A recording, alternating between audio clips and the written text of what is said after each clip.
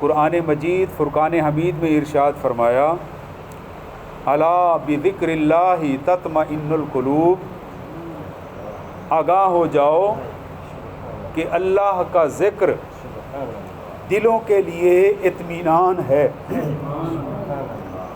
دور حاضر میں ہر بندہ کسی نہ کسی پریشانی میں مبتلا ہے، اور بہت کم لوگ زبان پر کلمہ شکر لاتے ہیں۔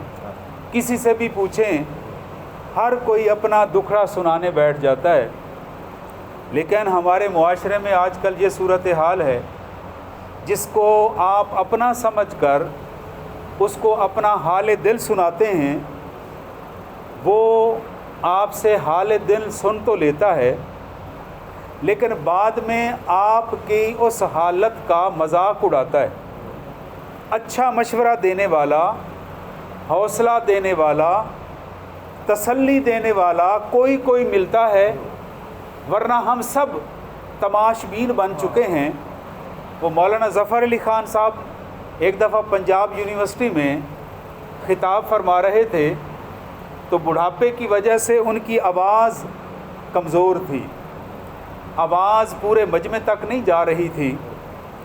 تو پیچھے کچھ سٹوڈنٹس بیٹھے تھے، انہوں نے مذاق اڑانا شروع کر دیا کہ بابا جی آپ کی آواز نہیں آ رہی، یعنی ہوٹنگ کرنا شروع کر دی۔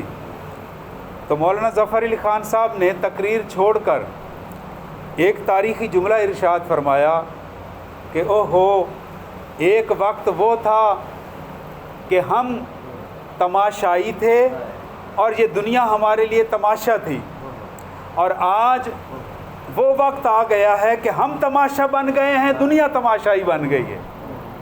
تو بچوں سے آپ نے نصیحت کے انداز میں فرمایا کہ بیٹا، یہ بڑھاپا اگر میرے اوپر آیا ہوا ہے تو یہ تم پر بھی آنے والا ہے، یہ سدا دن ایک جیسے نہیں رہتے۔ وَتِلْكَ الْأَيَّامُ نُدَاوِلُهَا بَيْنَ النَّاسِ، یہ دن اچھے اور برے لوگوں میں تبدیل ہوتے رہتے ہیں، یہ آزمائشیں ہیں، یہ اللہ کی حکمت ہے۔ وہ جب چاہے، جس وقت چاہے، قادر مطلق جو ہوا، جس طرح چاہے ارادہ فرما لیتا ہے اور کائنات اسی طرح ہو جاتی ہے۔ تو یہ اس کی حکمت ہے۔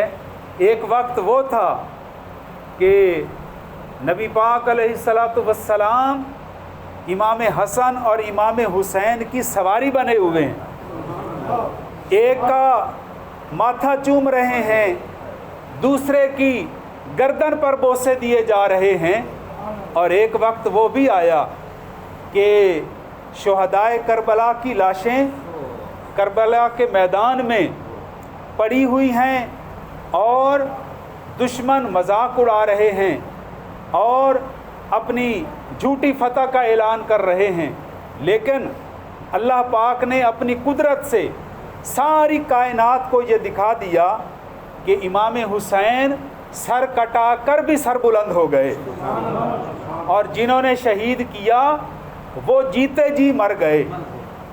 سر بلند کیسے ہوا؟ اللہ پاک کی قدرت دیکھیے، شہدائے کربلا کے سر ہیں، دھڑ زمین پر پڑے ہیں، اور دشمنان اسلام نے ان پاک سروں کو نیزوں کی انیوں پر پرو کر اپنے سروں سے بلند کر دیا۔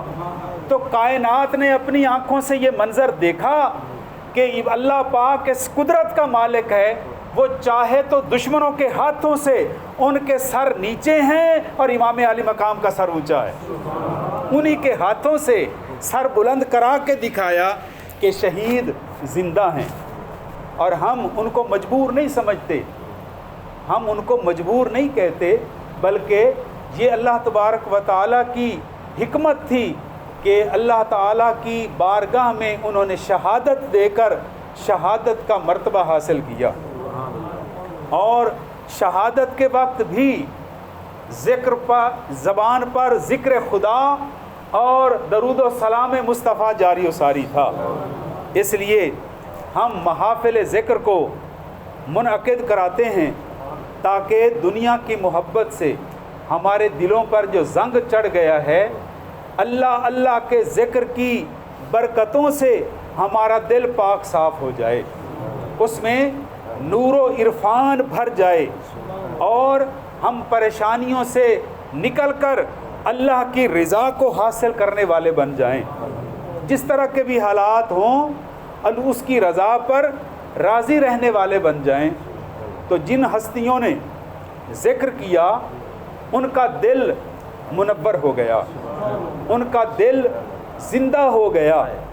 حضرت امیر خسرو رحمۃ اللہ علیہ، جو حضرت خواجہ نظام الدین اولیاء کے بہت ہی چہیتے مرید بھی تھے اور شاہی فوج کے دستے کے سپہ سالار بھی تھے۔ ہم سب یہ تمام جو سلسلے ہیں یہ سب ایک ہیں، ان کی منزل ایک ہے اور وہ ہے منزل دربار مصطفیٰ اور عرفان خدا، سب کی منزل ایک ہی ہے۔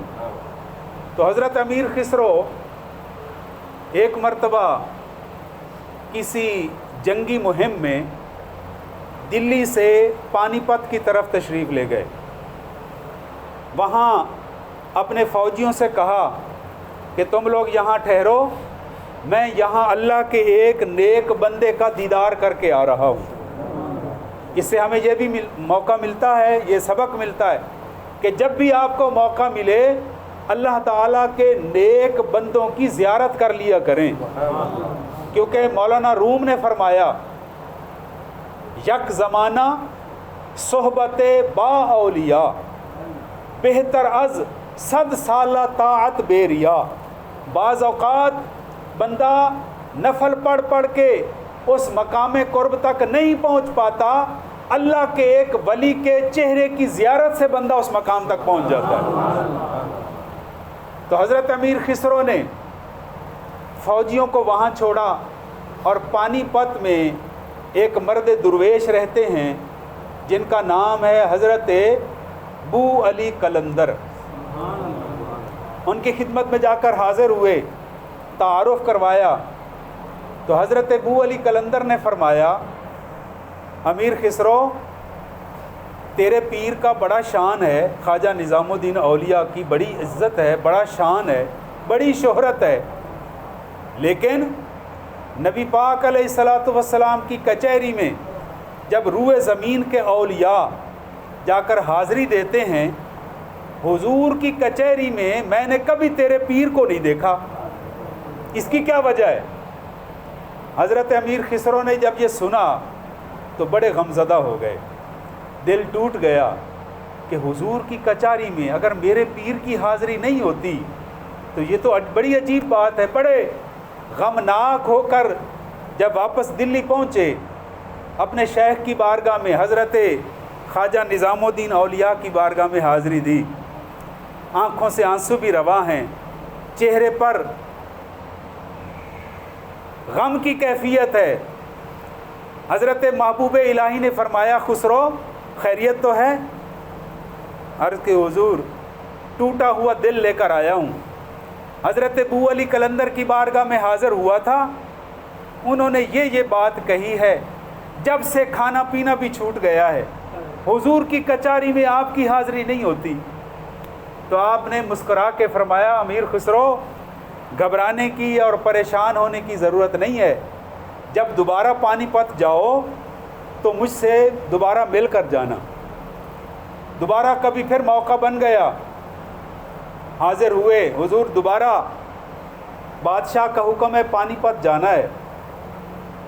تو حضرت خواجہ نظام الدین اولیاء نے ایک وظیفہ لکھ کر دیا اور فرمایا کہ جب حضرت بو علی قلندر سے جا کر ملاقات کرنا، میرے سلام بھی کہنا اور انہیں کہنا کہ حضور یہ وظیفہ میرے پیر نے دیا ہے، اس کو پڑھ کر دیکھیں، آپ کو جو راز ہے اس کا پتہ چل جائے گا۔